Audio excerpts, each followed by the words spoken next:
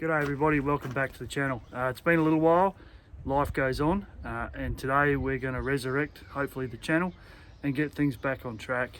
There's been a bit going on for everyone at the moment. There's a bit going on. So today though, I'm going to tell you a story about a guy that went to buy 2 tyres for a tractor and bought another tractor, which you're currently resting on there. So let's talk about the tyres, and then we'll come and have a look at what I bought, which is, I mean, the title gives it away, but you'll see it in a second. So before Easter, I was using the Fergie to do some ripping, which is probably not the best thing for the Fergie because it's not the most powerful thing in the world, and I slipped the tyre on the rim and I pulled the tube apart, so there's no tube attached to that valve stem down there, and the tyre is rooted. So unfortunately it's old and there's no replacing it, and they're $700 each. So then I got on Marketplace on Facebook and I went looking for second-hand 28-inch tyres, which in Australia are $700 each and as rare as rocking horse shit, and that's just for that tread pattern. To get turf tyres, which I didn't necessarily want, are more expensive again, but I picked up these two for $500, so $250 each, and they're brand spanking new. They're not new in terms of age, I reckon they're a few years old, but they'll do the job. So they're going to go on the Fergie. And while I was there was a tractor sitting in the paddock, and old mate said, "Do you want to buy a tractor?" And I said, "How much?" And he said, $500. So I bought a tractor. Now, this is a Fiat 450 Special,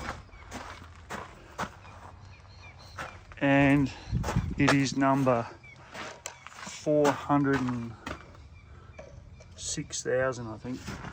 It's 400. It says 480, so it's 480 and then 3 other digits. Now whether that means April 1980 or number 480,000, I don't know. But for $500, I wasn't saying no. So there you go. Has turf tyres, which is fine, not worried about that. Even has genuine proper tractor steer tyres on it, but it does have a flat one. So this is flat and there's a hole in the tube. So I've done some YouTubing, and provided I can push this tyre off the bead, I should be able to pull the tube out and have a look, or even put a new tube in. The challenge is that the valve stems are on the inside, so I may even look at flipping the tyres around and sticking them outwards, because it is very narrow. I reckon I could move the tyres out a little bit, which would give me some more clearance, but would also put the inside edge of this in line with the inside edge of that one. So I'm going to have a look at that. I might even take this tyre off today, spin it around and have a goosey gander. So the question is, what do we know about it? Well, the guy that sold it to me got given it for helping clean up another farm, and he knows absolutely nothing about it, apart from the fact that it had a flat tyre and I wanted to buy it for $500. The special bit, special means rusty, and I think it comes with a roof. I think that's what the special part is. Pretty excited to have a roof and maybe even some lights at work once I connect it back up. I did have to take the roof off to transport it, which was 16 bolts, 10 of which broke when I undid them with a rattle gun. But it has a roof. It doesn't have a ROPS, it has a roof, so we'll have to have a look at that. It does have a connection for a trailer plug, don't know why. It does have an Anderson plug hooked to the starter motor, don't know why. It does have some broken bits, probably because someone broke them, and is missing the grille or the bumper or this front piece, which most Fiats seem to be missing, and it's missing a headlight bulb, glass. Again, not hugely worried. So let's have a closer look and see what we can see. So it does have oil in it. We're going to drop the oil out in a minute. It's not real pretty looking, but I want to see what's in the bottom of the sump anyway. We worked out that this wire is loose on the alternator. It's just a pair of pliers that squish that up. The oil filter doesn't look 1,000 years old. That's a good sign. It does have pedals and levers and dirt and schmutz. It has a broken toolbox, which I'm going to take off in a minute. We're missing a couple of knobs, and we have one of these fancy clutch things that doesn't want to work, which we'll have to work out. All the lights on the dashboard work, and when we get it going we'll work through that. Even the fuel gauge works, which is pretty exciting when you're me and nothing works on any of your tractors. Adjustable seat, 3-point linkage, complete, but probably no oil by the feel of that. Broken bolt on this cover. Again, what that does, who knows, but we'll take that off and have a look another day. Overall, everything's there. Final drives don't leak, it's a good sign. Talked about the tyre. On the other side, found everything that opens and shuts. It does have everything you'd expect on a tractor, up and down, diff lock. It has a button that talks about sensitivity, so this is a new age tractor.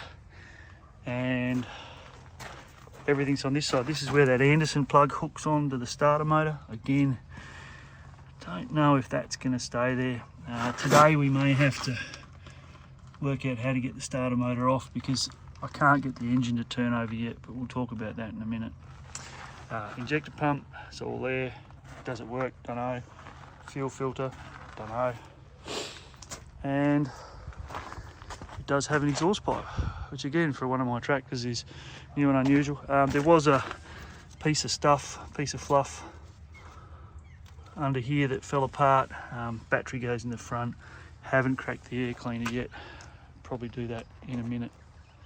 The biggest excitement though so far that we found was under the bonnet, because it's got a bonnet brace brackety standy uppy thing. I mean, how good is that? Oh, and a rat's nest, which we'll get rid of over the fence. Be free, little rat, be free. So that's about the only real scary thing we found so far. Has a horn. I mean, a tractor with a horn, unbelievable. And lots and lots of grass. So that's the surprise that we found. I'm probably going to have to take the rocker cover off to see if we can work out why it's not turning over. I might have to pop the injectors to put a bit of ATF and acetone down it, but today we're just going to give it a bath, drop the oil, have a look, and that'll wind up part one. That'll give me a bit of time to work out the best way to put some acetone ATF mix down into the cylinders, because obviously one of them is stuck, or it's just stuck. It might just need a little bit of a nudge, and that could be as simple as, oh, that doesn't want to come off. Can we see in there? Not really. Looks alright though. It's got some, looks oily, that's a good sign. It's a bit sticky. Yeah, so we might have to pop this off later today and have a look. That means moving a couple of things and moving a couple more things, and yeah, there's another fuel filter there. So I've got a fuel filter there and a fuel filter there, which is good. So yeah, the key is today, wash it, clean it, and then drop the oil, and we'll wrap it up, and then I can have a look at how to make it start.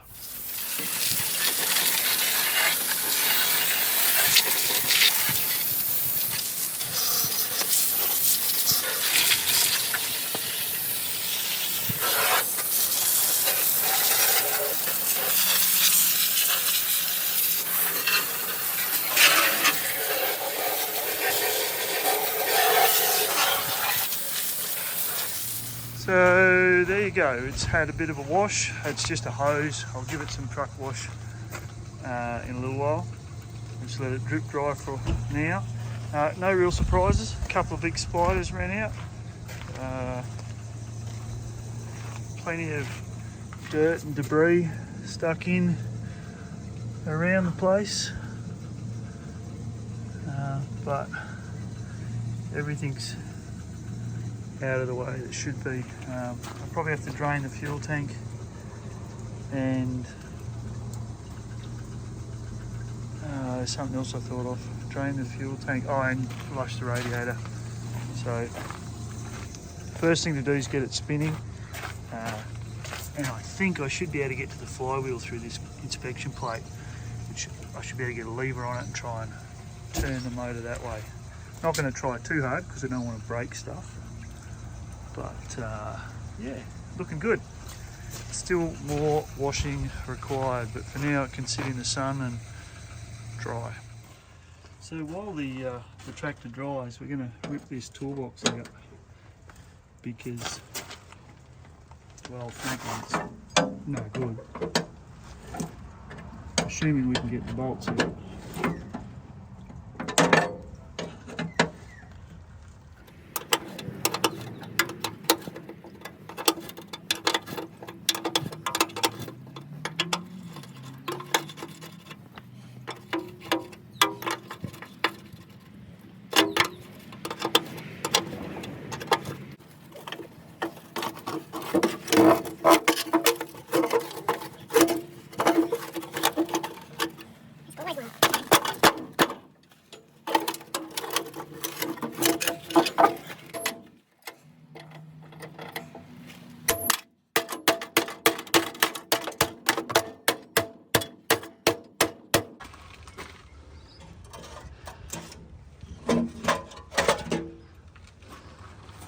Bobby.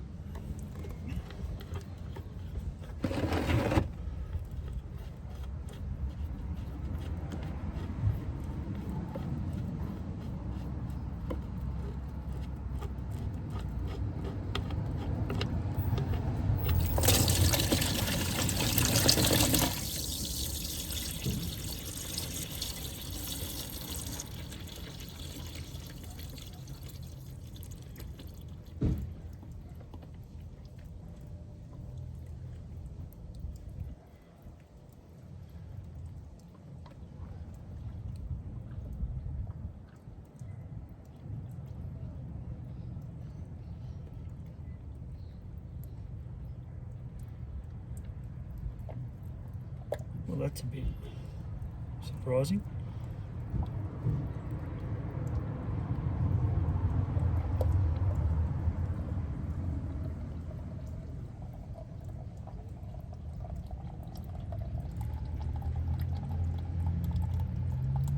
Well, we'll let that drain for a while and see if we can work out what's what. Righto, so the oil can drain out for overnight. We'll let that just ooze and trickle and dribble. We'll make sure it stops. I did fill the radiator up today, so I'm hoping that it just stops. The plug looks okay. It's got a little bit of debris on it, but not too bad. And I pulled this cover off thinking I might be able to see the clutch or get onto the flywheel, but I can't. So I will have a look at getting this off and getting in on the flywheel with a pry bar. And I'm also going to let this dry out and probably take these 3 bolts, or undo these 3 bolts and pull the rocker cover and just make sure everything's good. I think what's happened is the water has come down the exhaust pipe through a head past the piston, so something in there is sticky and I can't find a way to manipulate it just yet. So anyway, so there you go. That's the Fiat 450 Special. Clearly has a couple of challenges, but we'll work through them and see what happens. So like and subscribe, say hello. It's been a while, but hopefully we're now back in action. See you next time.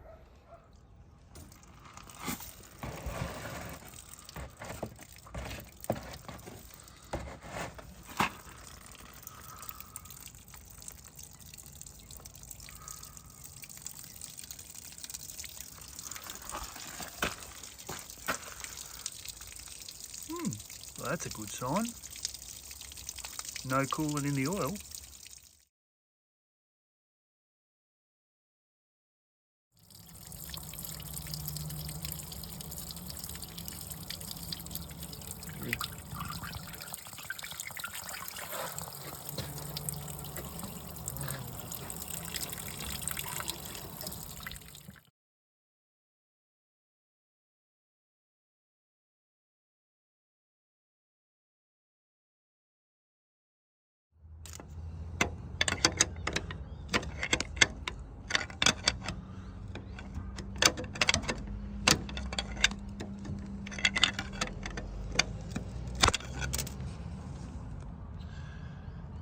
this one yet.